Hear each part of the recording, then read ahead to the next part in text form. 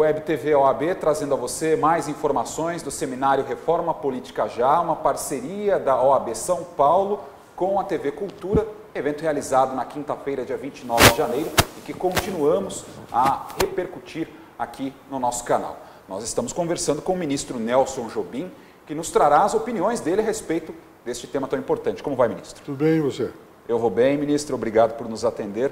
Ministro, em primeiro lugar, qual um ponto específico que o senhor acredita que é o mais importante dentro da reforma política que se pretende, ou seja, aquele que não se pode abrir mão?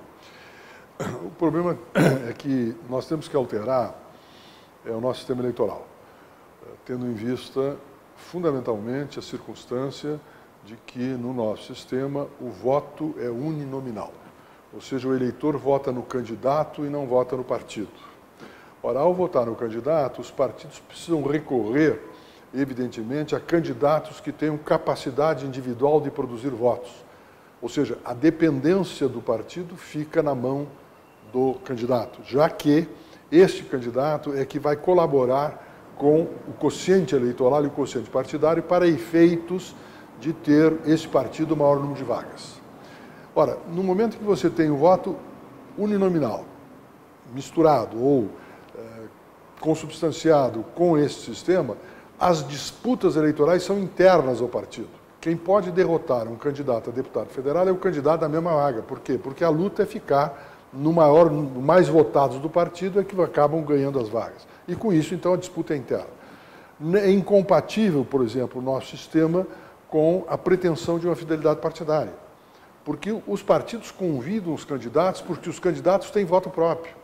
Logo, a pergunta é, o candidato tem que ser leal aos eleitores que lhe deram o voto ou o partido que lhe deu a legenda? Evidentemente que ele vai ser leal ao que lhe deu o voto e, portanto, é por isso que a disputa com determinados personagens que são altamente, têm uma capacidade individual de voto muito grande, que eles podem transitar de um partido para outro. O segundo é que isso também é incompatível, o sistema, com o financiamento público de campanha.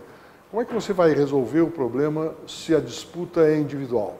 Tem que entregar esse dinheiro ao candidato e não ao partido?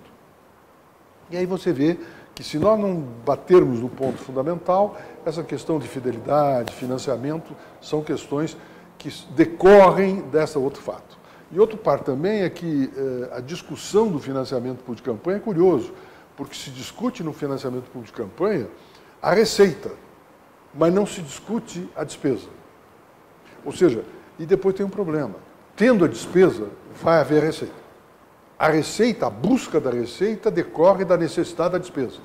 E aí você pode deixar bem claro de que a necessidade supera a proibição. Ministro, esse evento da Ordem ele faz parte de um esforço que a entidade vai levar adiante ao longo deste ano de 2015 para criar um ambiente para que a reforma política se concretize. A reforma política se concretizando, qualquer que sejam aí as escolhas feitas em termos de sistema eleitoral e outros itens, qual o benefício para o país, para o cidadão, de uma reforma política nesse momento? Eu acho que com isso nós vamos ter uma estabilização, principalmente do parlamento. Hoje o parlamento é secundário. O Poder Executivo legisla diretamente via medida provisória. Vocês observem que a medida provisória é de toda a natureza. De qualquer natureza, o assunto sempre é medida provisória. Você não tem um grande projeto de lei circulando. Isto faz com que o legislativo seja meramente homologatório. E aí você tem o quê? A inconsistência partidária dentro do parlamento. E a inconsistência da partidária dentro do parlamento produz as individualidades dentro do parlamento. E as individualidades é que vão negociar com o executivo. Então você tem hoje uma disfuncionalidade que está dentro do executivo, uma disfuncionalidade que está dentro, inclusive, do legislativo. E ainda há também uma disfuncionalidade no judiciário. Observem bem, vamos examinar uma decisão que o Supremo Tribunal tomou sobre a fidelidade partidária. Os partidos, os personagens não podem sair dos partidos. Nós vemos que o nosso sistema eleitoral é um sistema em que o personagem é dono dos votos e não o partido. Circulava. Hoje você observa que o assunto ficou resolvido. Você diz, mas criaram uma enormidade de partidos em decorrência dessa decisão. Por quê? Porque hoje é fácil. Você tem problema, você cria um partido novo. os deputados, os parlamentares se deslocam para esse partido novo e aí se cria um partido novo. Porque antes você podia ir para um outro partido. Não, agora proibiram. Mas abriu-se a porta para se criar novos partidos. Então você tem uma criação imensa de partidos. E agora vai estar caminhando por aí uma coisa curiosa.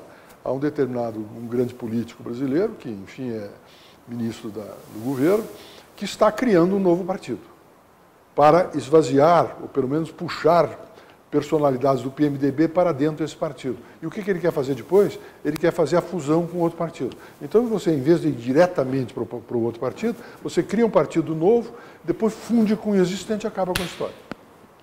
Ministro, para encerrar, aproveitando a longa trajetória do senhor diante do Supremo Tribunal Federal, foro privilegiado, que avaliação o senhor faz desse assunto? Eu sou favorável.